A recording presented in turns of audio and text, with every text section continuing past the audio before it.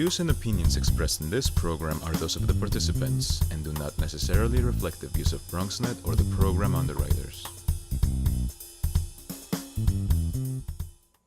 Hola everyone, and welcome to Open, the one and only show bringing the best of the Bronx, New York, and the world straight to you. I'm Rhina Valentin, your host of Café con Leche every Friday. Here's what's coming up in today's show. Leading things off, we'll find out about the Bronx launch of the expanded Coco and Breezy Eyewear collection with Metro Optics. And then we'll sit down with the creator of Latin Lives and how the play addresses different characteristics of the Latino culture.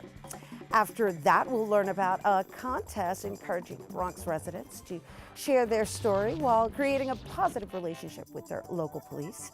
And later on in the show, Bobby C brings us up to date with the latest headlines in the world of sports. And finally, our Open Artist Spotlight this week features alternative soul singer Danielle Martin. So sit back y prepárate. All this and more is coming your way because now we are officially open.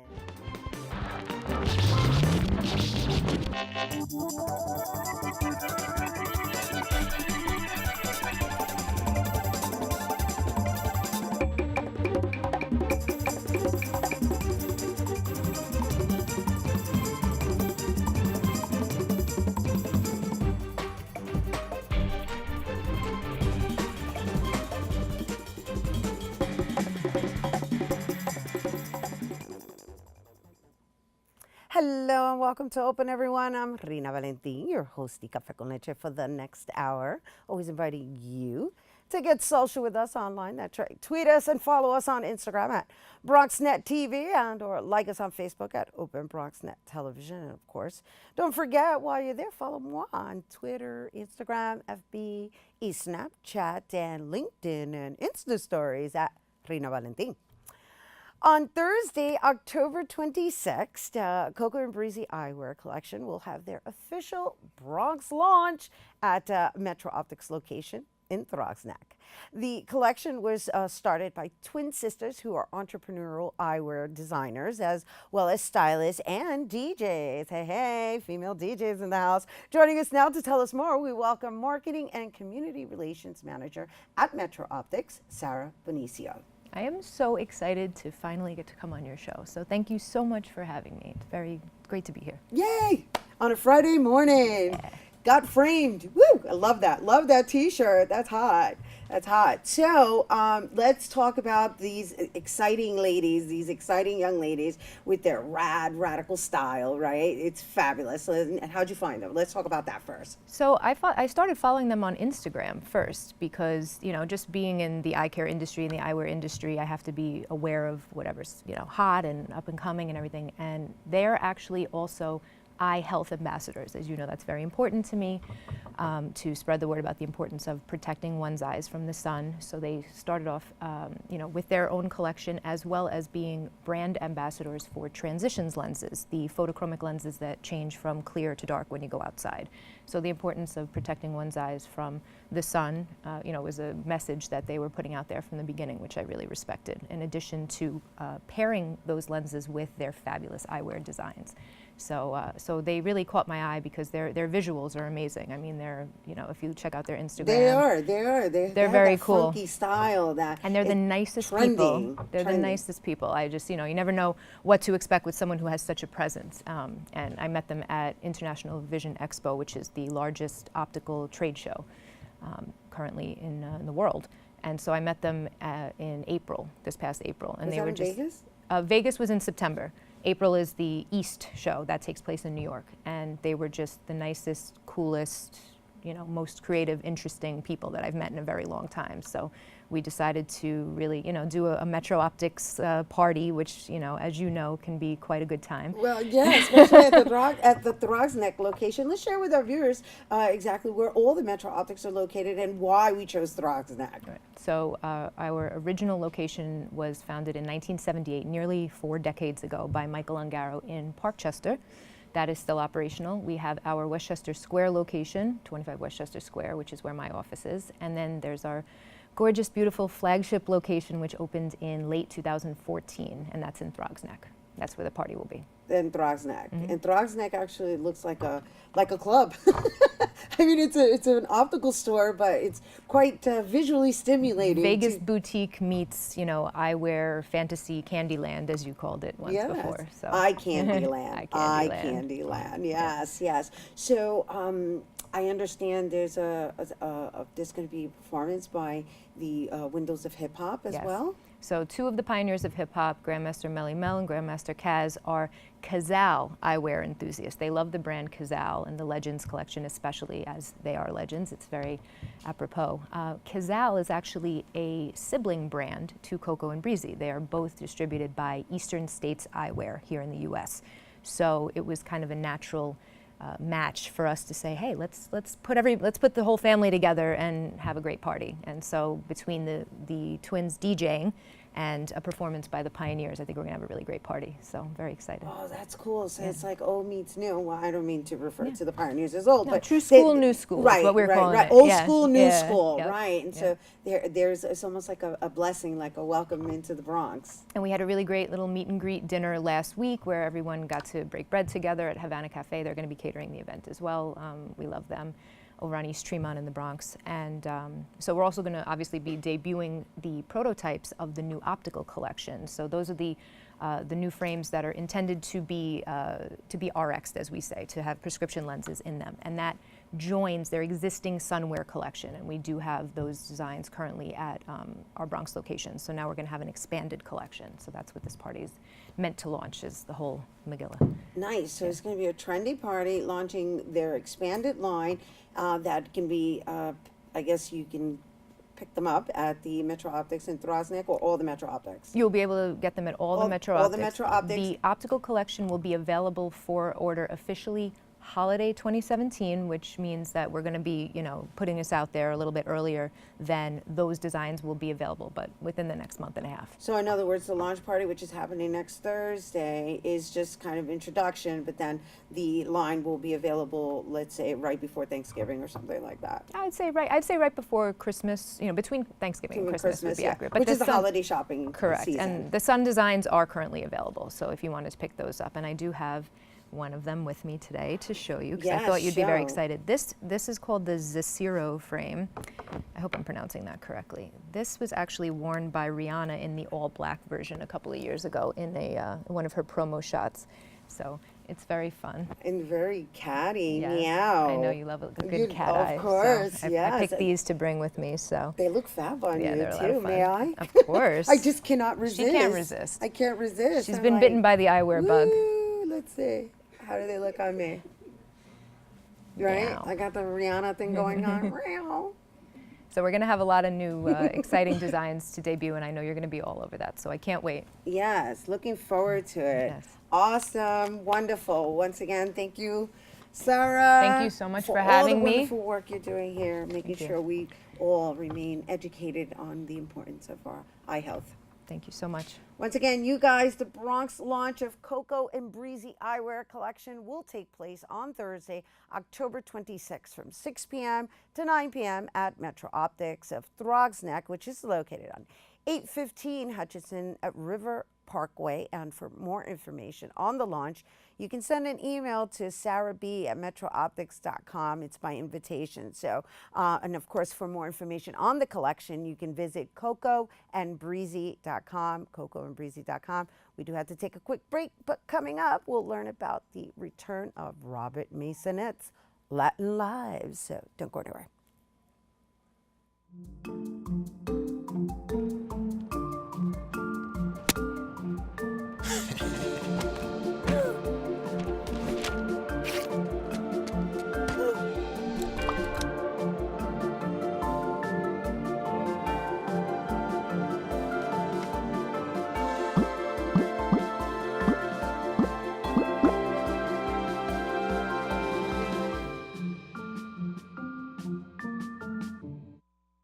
Well, Thomas, you've got pre-diabetes.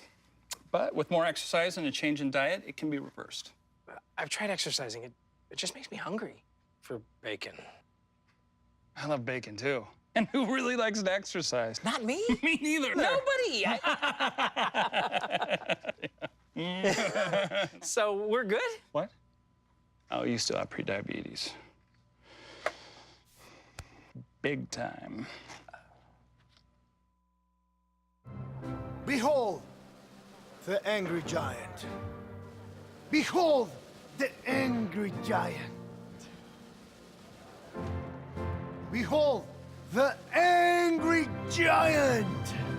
Behold, the angry giant. It only takes a moment to make a moment. Take time to be a dad today.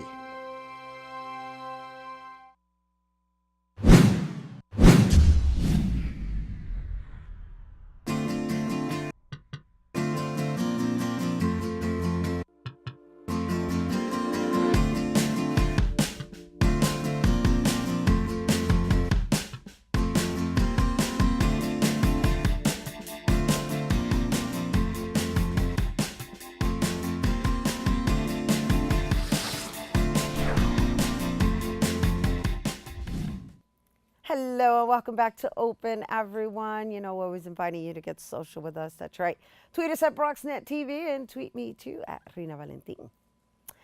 Latin Lives is a comedy by Robert Maisonett, which addresses different topics associated with the Latino culture and well, shows them in a positive light. And so since its premiere in September of 1992, the play has gone on to become a web series that can be seen on YouTube. And now they're back on stage for their 25th anniversary. And joining us now to share more about all of this, and we welcome the creator of Latin Lives, Robert Maisonett. Hello. Hey, good morning. Thank you for having me. You're welcome. And I must start off by just giving you a big, warm congratulations on such a long life with this play. I mean, normally you produce plays, well, I'm in the field as well, and they'll have their own little life, and then, they go to the shelf, and then maybe they'll come back and visit. But this play has been going on for how many years now? We're celebrating our 25th anniversary, yeah. That's a very long time. It is a very long time. And when I started, it was just supposed to be for 2 nights, and that was it. And I never thought back then that we'd still be doing it at this point, let alone having a web series. So it's been a great journey. So let's talk about those steps of just this journey of you writing a play that you thought was only going to last 2 nights, and how it expanded. I mean, we can't stay here the whole. Right. Yeah, I need a short version of it. I mean, long story short, I started out, it originally was just supposed to be, I wanted to put something out there that I could work with other Latin actors and that we would showcase our talent and also present our story in a positive light. Because again, we're talking 25 years ago, there wasn't that much stuff going on for Latin actors. I mean, I was blessed, I think I look Latin, but casting directors would cast me as anything other than. So it wasn't until I got my first lead role in a film that I was playing a Latino and working with Latino and hearing their struggles and stories that they weren't getting roles because maybe they were too dark-skinned or their accents were too thick. And I wanted to create something that really was showcasing us. And it just snowballed from there. I'm not a writer. I only wrote this, and for some reason. But then you are a writer. Yeah, I guess, yes, I am. I mean, you are a writer. It resonated with the audience, and I didn't expect it to happen that way, and it just kept snowballing, and we just kept going, and whenever I can afford to produce it, I mean, it's a grassroots production. We have no budget, we have no money. Everybody is donating their time and their talent to the play and the web series, but I think the reason they do that is because they believe in the message and they believe in the project and the response from the audience. And it's not, you don't need to be Latin to enjoy this show. We have a very mixed audience, and that's the amazing thing, that you see how universal and how connected we all are. Right, the storylines are. I've watched a few of them, and they kind of they're vignettes, and they kind of loan themselves to just almost like New York stories. Yes, yeah, I mean, I think that's the thing too. It's definitely, I'm a Latino that was born here, second generation, so it's definitely from my perspective. It's definitely from my story and what I see and what I've had to experience. So in that sense, yeah, it's definitely being a Latino in New York and the issues that we have here. But the one thing that I always get from the audience is just, the feeling of connection and family and pride that they get from seeing this show. And it's just been a great experience. And also working with all the Latin actors over the years who've been a part of this project. It's So been after amazing. having done 2 seasons, because you did 2 Yeah. seasons, and they're available to you guys on YouTube, now bringing it back to the stage, what has that transition look like? Oh, that's been fun. It really has, because we're getting a lot of people who discovered Latin Lives from the web series, so they'd never seen the play. And I've actually been able to communicate with them. I actually went and delivered their tickets in person because I wanted to meet them and talk to them. And they're excited about seeing the play because it's the web series picks up where the play leaves off. So they're gonna get to see how it all started. And some of the actors in the web series were not able to join us for this For the stage play, project. but I do we understand d- you have original cast members from the original play. Yes, Vanessa Ortiz. That's amazing. Yeah, she's been with me She's since on Orange is the New Black, Yes, right? yes, she was on Orange is the New Black last season. So she's still with me. She's been a part of it since the very beginning.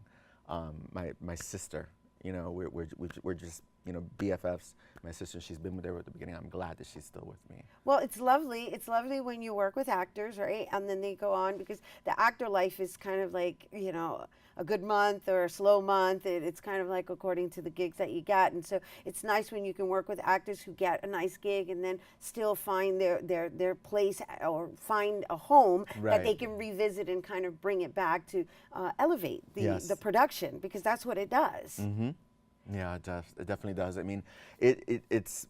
I gotta say, I mean, every single cast has been great to work with, but this cast is something really unique and special. I'm having so much fun with them, and I honestly didn't know if I should have put the show up this year, but a friend of mine, Robert Mercado, really said that we really need it. And when we started going into pre-production, I was looking over the script. I realized how timely it is with everything that's going on right now in the world. Yeah, the show is needed. Yes, It's we taken on a right. different We need meaning. a voice. We need a voice. Yeah. We need many voices. We need a lot of voices Yeah. in all aspects. And also the other topic that I noticed was included in your work is the LGBT community. Yes, yeah, I'm very proud of that. I mean, it was something. Which must have been a big deal 25 years ago. Yes, it was a very big deal 25 years ago. Originally, those characters were in a different vignette, and then in 1995, I moved them into the main family, which the show is, you know, based around, and it changed the whole dynamic of the show. And again, we're talking over 20 years ago. I didn't know how the audience was going to react to this love story between these two men, and they were so giving and accepting, and a lot of people, it opened their eyes. And you know, the love story of Tony Sammy's been a big part of the show, and it's a really big part of the web series. And we actually had an LGBT episode that focused just on the LGBT characters in Latin Lives. And I was very proud of that episode and how it turned out and the response that we got from the viewers. So yeah, the LGBT community is definitely represented in this show. So. No, it's important, because these are all the issues that somehow they're trying to reverse in bringing into the light, which, you know, it's important that we continue to share the voice and Yeah. present platforms in which we're just all one. Yeah, and celebrating each other. I think it's also like you know, people think that the Latino community is so, they got the stereotype of us being like really against the LGBT community, and I think that's so untrue. I mean, obviously you can't speak in absolutes, but I think for the most part with the Latino community, family comes first no matter what. And that's the priority. And that's the story of Latin Lives, Yes, right? It's like yes. an expansion. It's this nucleus family, and then the stories within that family, Right. or the extensions of that Yes. families. Which I'm so happy that you're here to share with our viewers. Are there any last words you'd like to share with our viewers? Just come out and support. We need our people's support. Come out and I guarantee you're going to have a really great time. This cast is amazing, and they're giving it their all, and it's going to be a fun night. I bet. Thank you. Thank you so much for having me. Of course, Robert Maisonett. All right, you guys, be sure to catch the 25th anniversary performance of Latin Lives. That's happening from November 13th to the 19th at the Producers Club Grand Theater, which is located on 358 West 44th Street. Monday through Friday shows are 7 p.m. and Saturday and Sunday shows are at 2 and 7 p.m. So you have plenty of time to catch it. And for tickets, you can visit brownpaperticket.com. And for more on Latin Lives, you can visit their Facebook page, Latin Lives. And of course, they're on YouTube, the web series Latin Lives. Okay, we're taking a quick break, but coming up, we'll learn about a project bringing together the NYPD and our community. Don't go anywhere.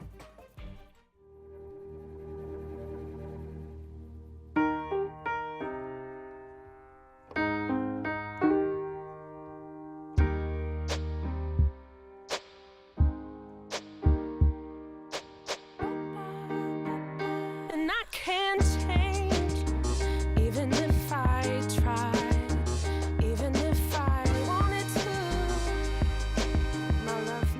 My love, she keeps me warm. She keeps me warm. She keeps me warm. She keeps me warm. She keeps me warm. She keeps me warm. We are neighbors and best friends. I love my sister. My heart doesn't see race. Love is love. Our family is no less than any other family. Love is kind. Love is patient. So, I'm kind of new here, but I've noticed a trend. My human does this funny thing where she goes around and gets all my toys, and then she hides them in that basket by the door. You know, but it's always the same basket, and it's always in the same place. And then she acts so surprised when I find them, but, you know, she's putting them in the same basket. Again. It's like, hello, that's where you put it last time. You were the worst at hide and go seek.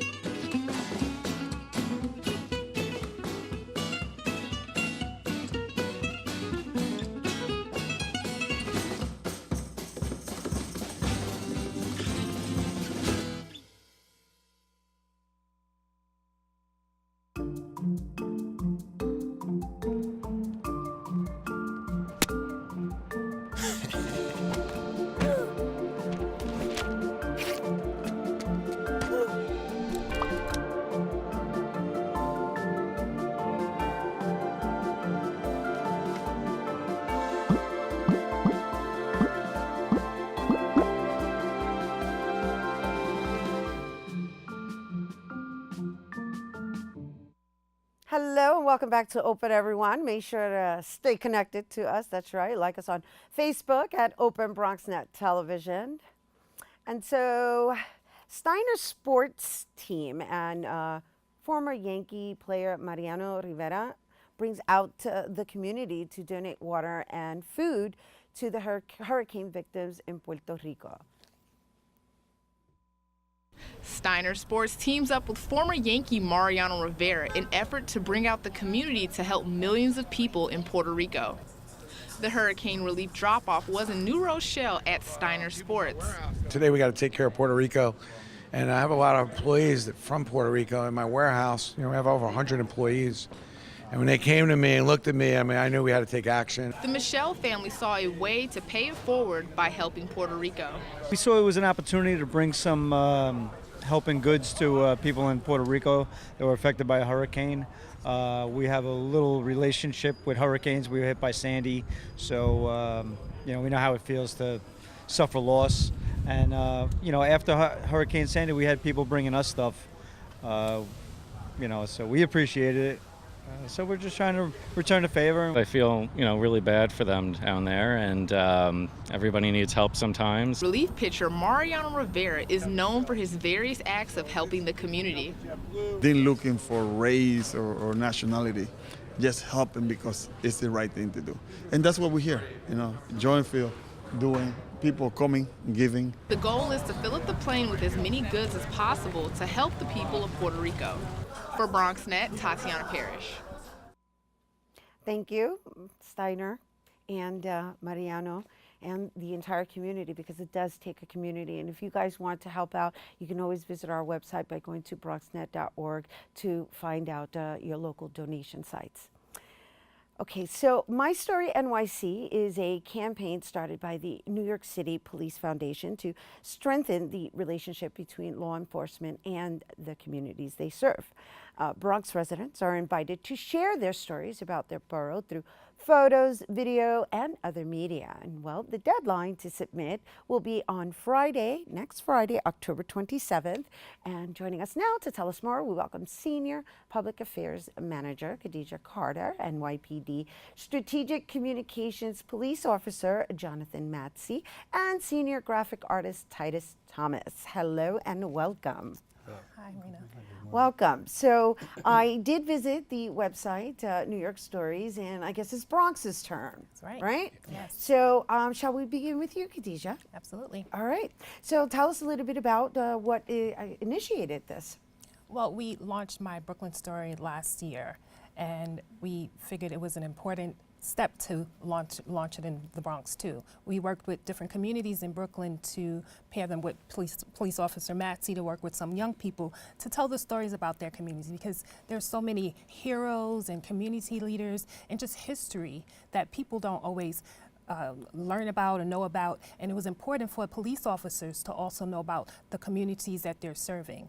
So we got together, we had children from all over tell their Brooklyn stories, and we said, you know what, like I said, it's time to bring it to the Bronx because they have some amazing stories to tell. So there's no age range in Not this, for the contest. submission? Not for the contest. Nice. Not at all. Nice. So Officer Matsey, where do you serve?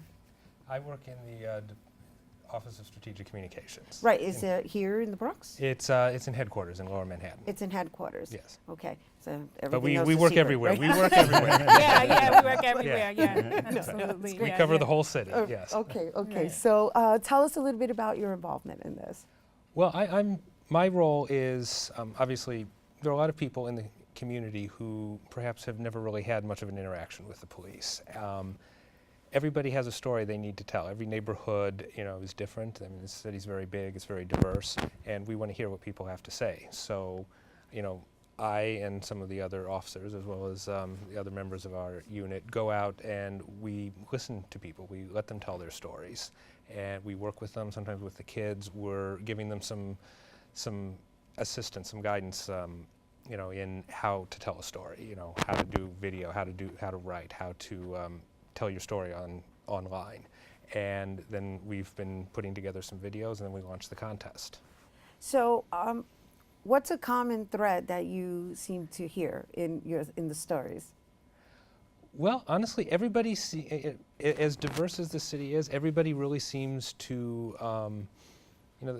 really at the end of the day, everybody's kind of concerned about their public safety. Everybody's really concerned about their neighborhood, and people by and large, just they want to get along. They want to have a good relationship with the police. They want to have a good relationship with their neighbors, and we're here to work with them. I think it's wonderful that you're taking the time to do community outreach on a personal level, because that's what it is. It's a personal interaction. It's lovely. Titus, what's your involvement in this? I'm a graphic artist, so I was able to take what My Bronx Story represents and make a visual to it. So with the graphics and branding, I was able to create the graphics and push it out to the public. But the other thing that we all do, which all of us do, is actually give back to the community by working, like John said, by working with the kids and the adults and everyone involved in My Bronx Story.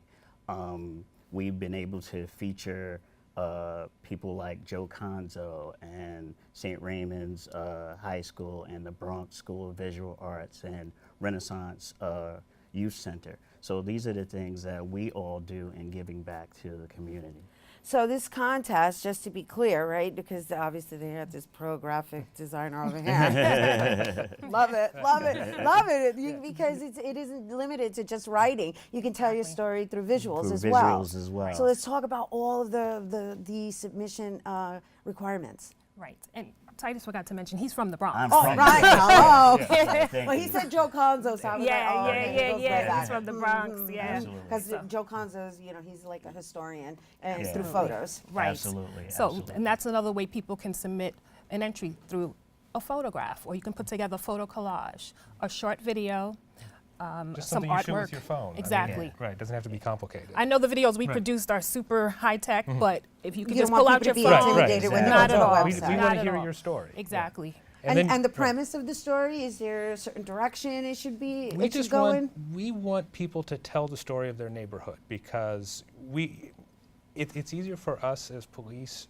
to work with people if we understand their neighborhood, if we understand their community. So every community is going to be different. So we want people to tell the story of what's outside of their front door. Is this an idea or a This, concept right, of these telling are a some story? of the people, right? Yeah, someone could put together a photo collage. These are just some of the people that we worked with, right? When we launched the Bronx Story in June. Okay. So we produced videos telling the story about this is one of our cadets.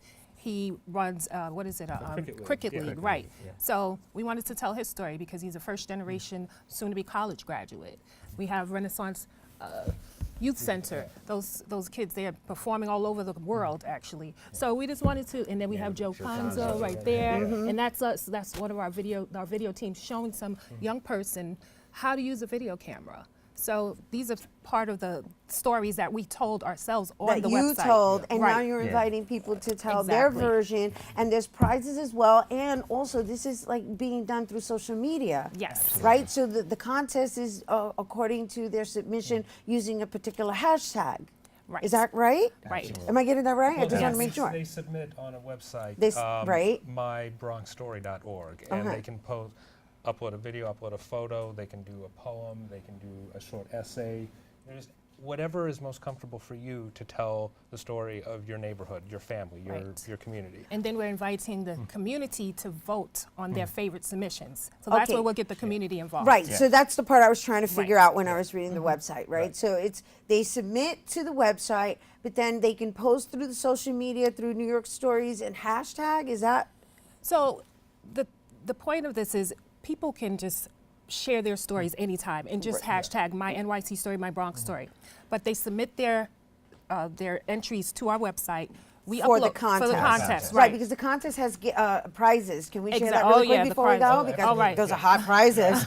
A Mac Airbook, a Canon digital camera, $500 gift card, and some $100 gift cards. So once they submit their entries to the website. And the beads. Oh, yeah, and the Beats Beats headphones. headphones. Yes. Oh, can't forget those. The Right. Police Foundation, the New York City Police Foundation has been very generous here. Right, in helping yeah. us out. Thank you, thank Right. you. It's the thank New York you. City Police Foundation they're paying for these prizes.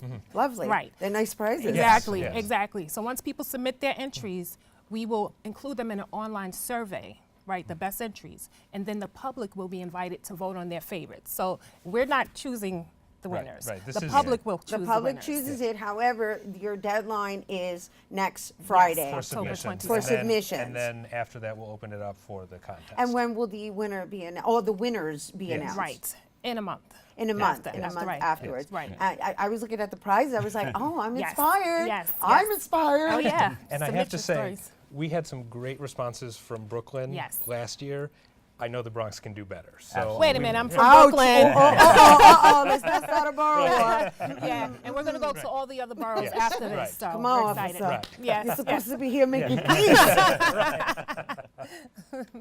But the one thing that I like to point out that's great is regardless of the prizes, regardless of all of that, I see a lot of borough pride within all of the people that we deal with. Absolutely. And that's absolutely the greatest thing in working with them that we find. I just love, and I have to say this because we're out of time, but I want to make sure that you guys get the importance of submitting. I love that you guys have chosen a platform for people to share their stories and for us to have it documented, because it Absolutely. is a form of documentation from people who would normally take the time to write and have their stuff published. Right. So it's almost in the same realm. Absolutely, yeah. Yes.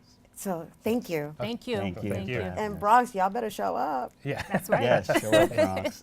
Okay, so here we go. The deadline, once again, to submit your stories is on Friday, October 27th.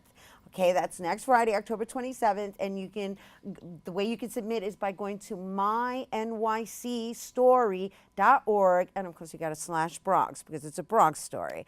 And well, there you have it. And may the best storyteller win. Well, there's a few winners, so make sure you show us up. All right, we have to take a quick break, but stay tuned for Bobby C's Weekly Sports Roundup coming up next.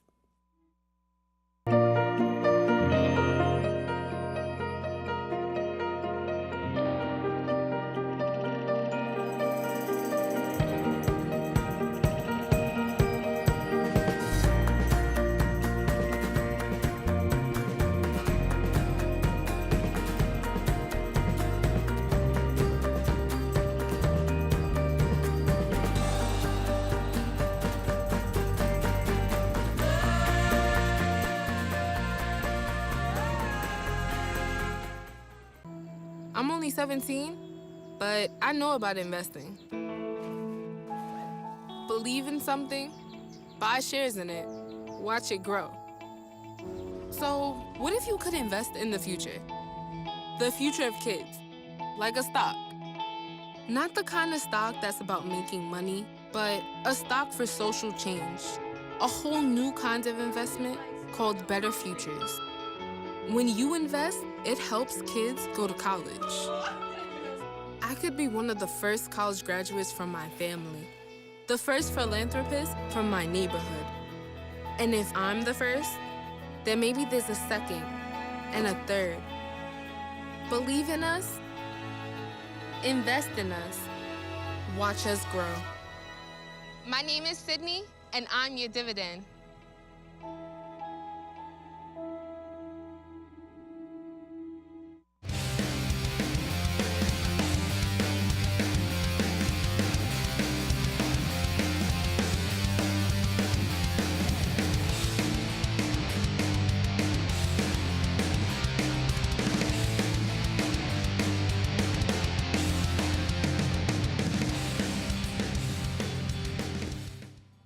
What a week for Yankee fans here in the Bronx after the Bombers dropped 2 straight to open the American League Championship Series, including 2 2-1 finals against the Astros. The Pinstripers bounced back with 3 incredible evenings here in the BX. Let's start with Game 3. The Yankees toppled the Stros 8-1. Todd Frazier provided a key 3-run homer early, and Aaron Judge crushed another 3-run shot while also making several splendid defensive plays. We go inside the locker room for more. Well, I mean, we don't focus about what they expect. You know, we're a team that, believes in ourselves. So, and we know that we're going to give them a fight. Things are like that. We can't change it now, so we're going to focus on one game at a time and just go from there. I mean, the fans, they're great. They keep us in the game a lot. So I think they're a big help for us. And I mean, it just seems that when we come back here, there's a different vibe. We've made really big pitches in big spots, and that's to shut down a good offense. They're gonna put pressure on you, and it's if you can get out of the innings where they're putting pressure on you with a big pitch, it's big for us. That's what I kind of picked up and learned from my teammates. They've always supported me all year, through the good times and bad times. And, like I said, I give them the chance to play in the ALCS with the New York Yankees. It's a dream come true. It's a different scenario for me because I was a bench guy coming in with Cincinnati, and I was playing behind Scott Rowland, but atmosphere was great. But there's nothing like here in New York, and I knew, we tried to get that one win, and it would have been great if we did. But guess what? We're playing at home. That's kind of like an advantage, as it is, and the fans were great, and this is where you want to be. We talked about it last week. Yanks have done their best with their backs against the wall this postseason, and Tuesday night was no different. 9 outs from going down 3-1 in the series. The Baby Bombers erupted for a shocker.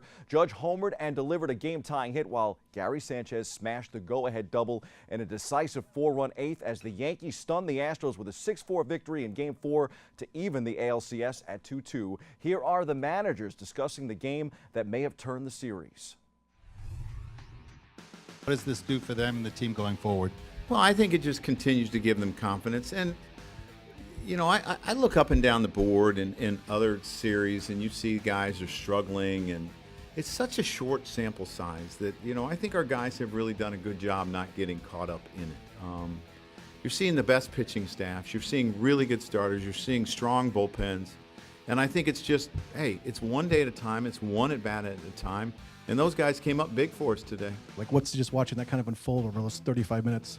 Yeah, no, it's rough. I mean, it's not a great visual from my side of the dugout. I'm not sure how it was from the other side. But, for us, we just couldn't get the inning to end. It was we were trying to match up and make pitches. They were putting really good at-bats together. And then even their outs, they had productive outs or whatever. Not nobody likes that term, but they got 90 feet whenever they needed to, whether it was the sac fly, whether it was Gardner's ground ball to second base. I think the key really in that inning is not turning Headley's ball into an out. Have you heard this stadium louder or shake more? I don't know. I mean, it was special again tonight. And every home game has been special. I just feel like the fans are back. And, I see things that I haven't seen in a while. And, it reminds me a lot when I was playing here. So it's been fun to watch. But even evening the series, the Yankees came back to the ballpark Wednesday night, tasked with facing Houston southpaw and nemesis Dallas Keuchel. The Bombers' new core of Greg Bird, Judge, Sanchez, and Didi Gregorius all contributed run-scoring hits to back Masahiro Tanaka's dominant effort. The Yankees remained unbeaten at home this postseason, defeating the Astros 5-0 in Game 5. Here is a somber Houston locker room afterward. When you play at home, things like this happen, and that's why it's so tough to win on the road in the playoffs. And New York is no joke. Yankee Stadium is a tough place to play, and it was rocking these 3 games, but it's going to be rocking on Friday for us. I always knew that they have a really good team, and we always knew that we have to come here and battle. But like I said, they did what they have to do, win their home games. We won our home games, so I'm expecting to win my next 2 home games, and we move on.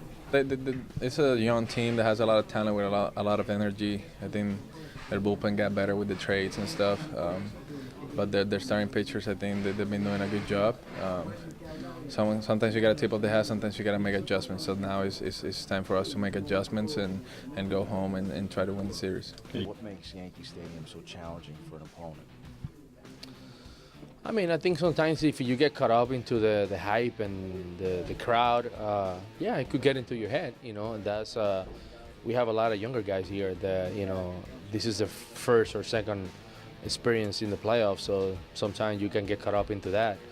I mean, at the end of the day, I think they play better baseball than us. Tonight in Houston, Luis Severino will toe the rubber for New York. He squares off against Houston's other ace, Justin Verlander. Verlander went the distance and threw over 120 pitches in Game 2. I had the Yanks in 4 in the ALDS. They took it in 5. I had the Yanks in 5 in the ALCS. Here's to hoping they can take it in 6. I'm okay if I'm off a game, but it certainly looks like the Yanks have World Series bound written all over them, and Judge for ALCS MVP is also looking pretty good to this point as well. First pitch tonight is 8:08 Eastern Time. If Houston bounces back, we will see CC Sabathia on the hill in Game 7 for the Yankees on Saturday night. He would likely oppose Charlie Morton. Time for some quick hitters from around the world of sports. The NBA season returned with a bang this week. The new-look Houston Rockets upended the Golden State Warriors in the opener, while the Cleveland Cavaliers also edged the Boston Celtics. Big story there was a devastating ankle injury to Gordon Hayward 5 minutes into his C's career. He's done for the season. Meanwhile, a patella tendon tear could derail the Nets' good vibe from the preseason, as Jeremy Lin has gone down as well and also will likely miss the year. Doctors are saying that there are no guarantees Lin will ever be the same as well. Sad story there. As for the Knicks, they opened Thursday night in OKC facing a familiar face. Carmelo Anthony had 22 points. MVP Russell Westbrook netted a triple-double, of course. And the Thunder topped the Knicks, who got 31 points from Kristaps Porzingis. The Knicks have their home opener Saturday night at the Garden. They face Detroit. The Nets will have the Hawks on Sunday. The Giants got their first win of the season. They stunned the Denver Broncos 23-10 in Denver. Amazing play there for the G-men, who turned the play calling over to offensive coordinator Mike Sullivan. They beat the league's best defense in the process. Big Blue is home Sunday for Seattle. That game gets going at 4:25 p.m. The Jets lost a heartbreaker to New England as a late touchdown was overturned last Sunday at MetLife Stadium. Final score 24-17. Honestly, I still don't understand the call, and I don't think the Jets do either. Here's the post-game reaction. I mean, you score a touchdown and they take it away from you. Been through way more emotional things in life, and that's is what it is. But like, I can't control what other people do. So all I can control is what I can do, and that's have better ball security and make sure I run through those defenders instead of let them push me back. So next time I'm gonna run through both of them, and that's what I'll do. So it won't be an issue. We won't be having this conversation, and it'll be a different game. I'm not a referee. That's not my job.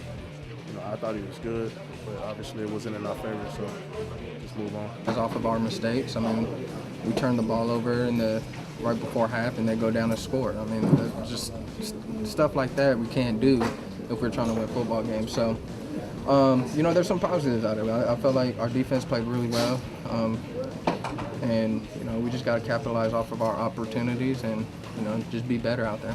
I've been playing. I've never seen a reversal after a review, after somebody's argued it. So, from that point, once that decision's made, let's move on. You know, mentally, let's get ready for the next drive. Defense, go out there and hold them, and they did. And we got the ball and moved it back down again. So, you know, that's our mindset. You know, if we had time, I would love to hear, you know, why and all those things. But that's not my job. My job is to go get ready and try to get back in the end zone. And from the ice, the struggling New York Rangers are digging themselves a hole this early season they may not be able to get out from. They lost 4-3 in the shootout to the Islanders Thursday night. The Broadway Blue Shirts are 1-5-2 to start the season. Those are the headlines. We hit the C-list for some Yankee perspective.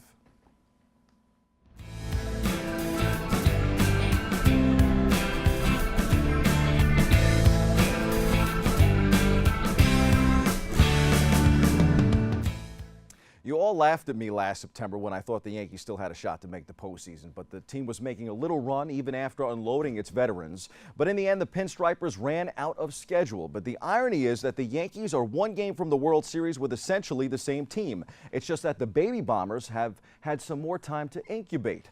5 significant veterans unloaded in a 115-day period in 2016. They beat Andrew Miller and the Indians with Clint Frazier on the bench, but not on the active roster, and Justice Sheffield in the Arizona Fall League. They have a 3-2 lead on Brian McCann and the Astros with Albert Abreu, the best pitcher I have seen in the Arizona Fall League, according to one scout, and Jorge Gomez having left evaluators pondering the future impact of his constantly triple-digit fastballs in Staten Island.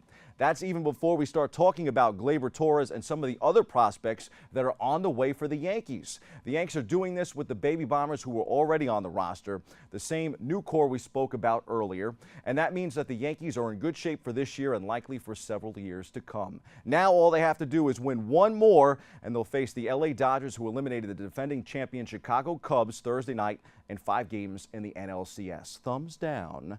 That's your sports. I'm Bobby C. So, I'm kind of new here, but I've noticed a trend. My human does this funny thing where she goes around and gets all my toys, and then she hides them in that basket by the door. You know, but it's always the same basket, and it's always in the same place. And then she acts so surprised when I find them, but, you know, she's putting them in the same basket. Again. It's like, hello? That's where you put it last time. You were the worst at hide and go seek.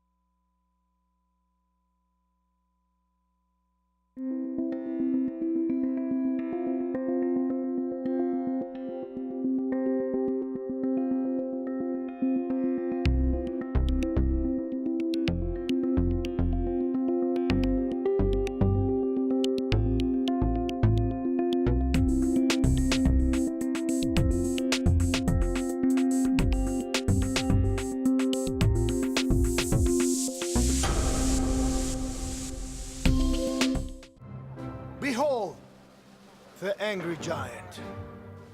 Behold, the angry giant. Behold, the angry giant. Behold, the angry giant.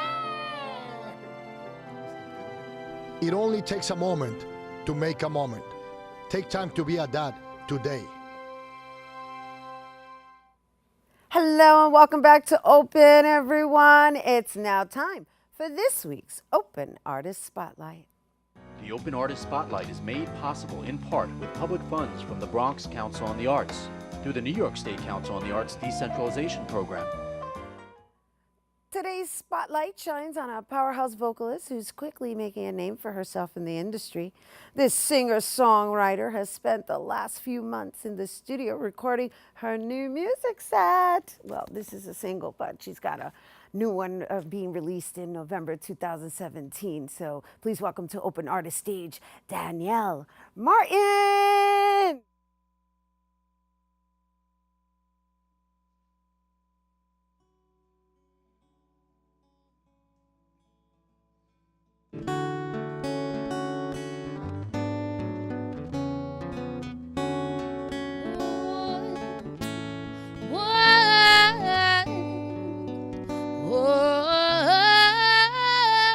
Your taste has finally left my lips. I swallow with no need to chase. There won't be no kiss goodbye. like all the ones you've had before. My face will fade before I'm gone. We'll never walk beneath the night. I'm the one you see when the moon is high, a silent scream into the night, a spare part that never fits quite right.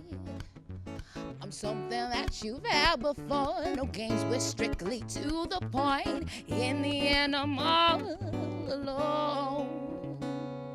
A part of me wants something more, but I can't give in to that voice. Won't let myself explore what I can't ignore.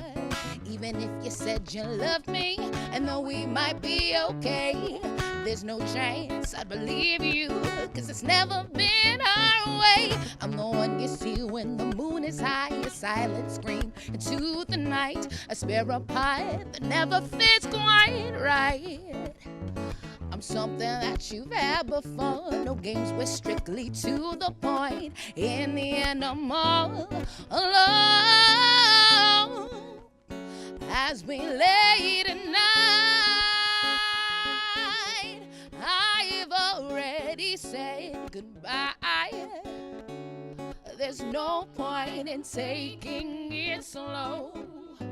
We both know how the story goes. Ooh, yeah, yeah.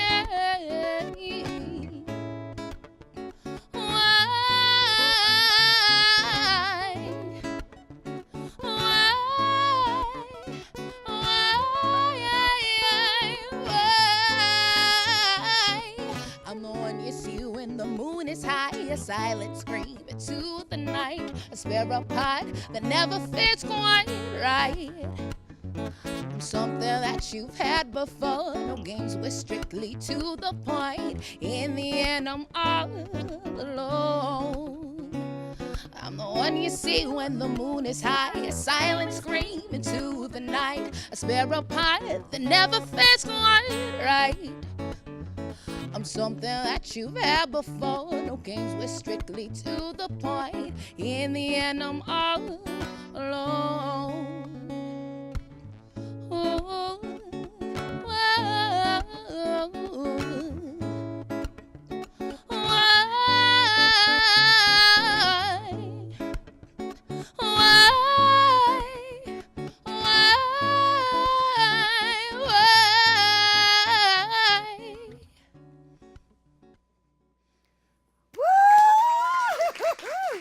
Yes.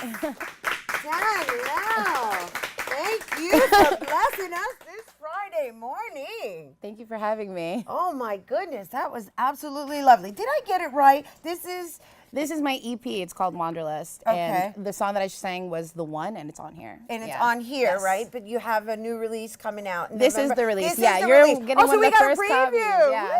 Woo, yes. I wanted to make sure I got it right. I like the title Wanderlust. Thank you. Yeah, let's talk about that.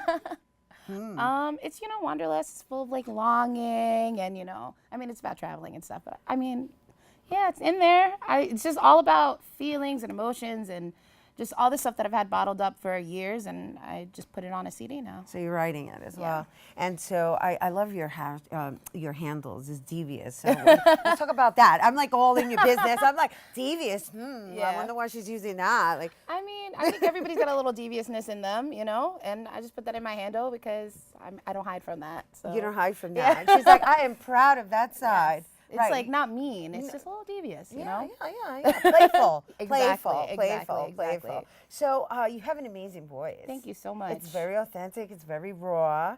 Thank you. You've got your own flavor going on there. So how many songs have you written? On this, it's 7 songs. They're just some of my favorites from like years that I've had, and I was just like, finally, let's put this out, So are you touring? Are you performing? I am locally, New York, New Jersey, and I'm hoping to branch out after this, but this has been my baby. I'm like, let me just stay as close to home as possible. So you can have a big to-do release party? Yes, November 10th, I'm having an album release party at Funkadelic Studios.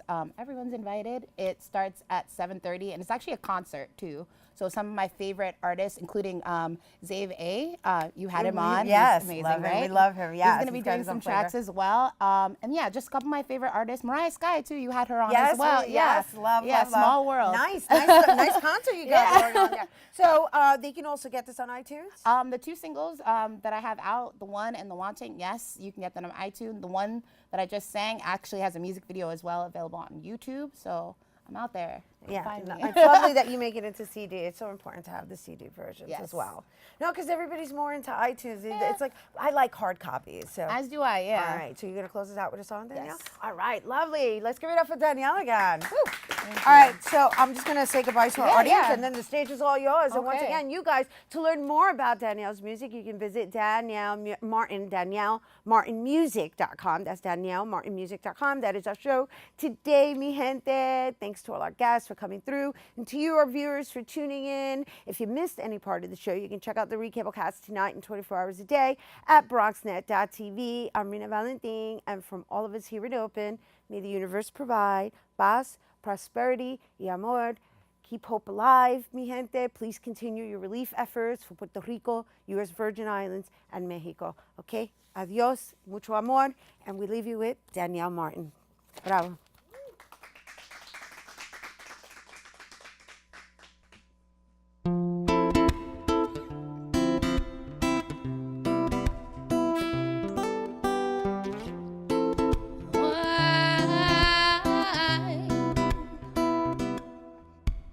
When the lights they dim and the party's over, will you still be here? If the hunger stays, even when they're all gone, how long till you disappear?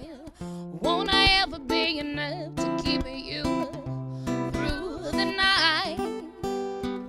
Won't I ever be enough to make you stay? I always wondered, I always wanted to see your face without the sadness that seemed too hard your every step. And no one's supposed to know, no one's supposed to know, no one's supposed to see you falter, see you crumble down, down, down, down. You're tumbling down, down, down, down. Forgive me, forgive me, forgive me, forgive me, forgive me, forgive me. If you never loved me, you never saw me by your side, why did you keep me? How could you hide me? Hide me from the truth. I'm not so fragile, I'm not so broken up inside. I won't be the secret you keep buried from the light. I always wondered, I always wanted to see your face without the sadness that seemed too hard your every step. And no one's supposed to know, no one's supposed to know, no one's supposed to see you falter, see you crumble down, down.